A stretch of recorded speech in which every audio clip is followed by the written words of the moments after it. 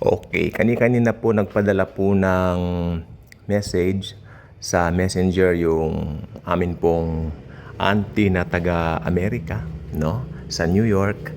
At nakalagay nga doon sa picture si Pangulong Donald Trump. Tapos ang caption ng auntie ko, Pope Trump. Tapos sumagot naman ako, oh bagay po tita, di ba? Bagay naman po niya eh. Di ba? Parang ganon. At nagkaroon po ito ng samut-saring reaksyon. Alam po ba ninyo, ano po ba ang dapat natin maging reaksyon doon?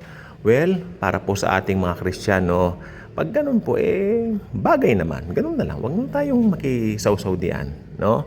Ito po naman ay, kung tutuusin, maliit na bagay lang naman po ito. Actually, dinipendehan naman ng Pangulong Trump ang kanyang sarili. Maganda naman po yung tawag dito, dahilan ni Pangulong Trump. Parang gusto lang naman niyang sumaya.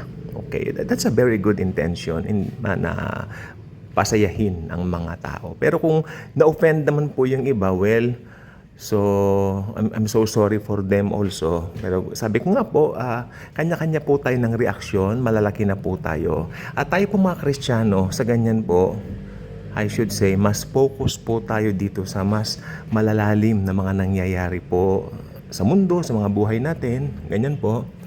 At mayroon pang mas mahalagang mga bagay, no? At ewan ko, itong si President Trump, madalas po siyang inuugnay tulad po sa mga prophecy, sa mga end times. Okay, ulitin ko po dito, wala po sa mga Kristiyano ngayon ang makakaalam kung sino ang Antikristo. Alam niyo, ang dami ngayon ang Antikristo. Una si Elon Musk. I think 2018, sinasabi nila, ito nga si Pangulong Trump nung mga panahon na yon, no? Because 2017, siya po ay pumunta sa Jerusalem. Parang i-declare niya na holy city ang Jerusalem. Something like that. Still remember that event? Hindi ko na po masyadong makita yung link kung nasaan na po dito. Pero I think parang dineclare niya na ang Israel o ang Jerusalem para sa mga Hudyo. Parang mga ganun na nangyari noong mga panahon na yon. At yun, marami sinasabi, Antichrist. Ako during that time, tapatin ko po kayo, we were so busy sa evangelization namin ng Grace. No? At hindi ako nag-aaral masyado, hindi ako masyadong tutok sa eschatology. Kinuha ko po ang eschatology. Nakailang Bible school po tayo. Kinuha ko po yan, pero hindi ko tinututukan ng mga panahon na yan. Masakit sa ulo yan. Ako, yun po sagot ko. Masakit sa ulo yan. Tutukan na lang natin yung mga alam natin na tamang-tama sa present living natin.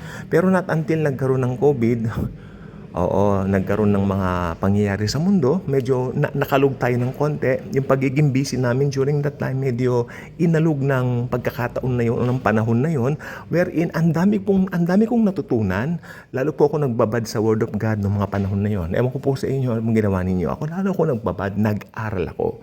Marami akong natutunan, ang daming revelations ng Lord. Okay? So, masasabi ko lang po, itong mga nangyayari po ngayon na ganyan ngayon, parang pare-parehos lang po kapag kami mga nangyayari. Like lumabas si Rab Shlomo Yehuda, aka Dayanuka. Tapos, nung lumabas po yung mga Red Hyper, doon po talaga ako sabi ko, sandali lang. Aaralin ko uli yung mga lessons ko sa eschatology. Nangalkal ako. Muro alikabok na nga, nangalkal ako talaga. Kasi maganda po yung mga aklat ko ng eschatology na binigay sa mga Bible schools namin.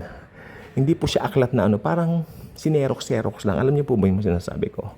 Hinanap po talaga. Well, yung aklat kasi na pinagkunan nun, talagang mga aklat na mga marurunong na theologians, especially sa eschatology. That's why it's so very exclusive kung kukuha ka ng pag-aaral na ito sa mga Bible school na pinasukan ko.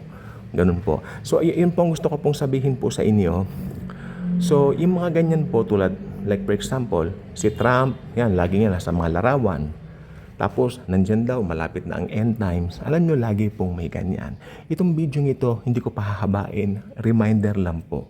Walang makababatid sa atin kung sino ang Antichrist. Okay? Kasi ira-rapture na po tayo.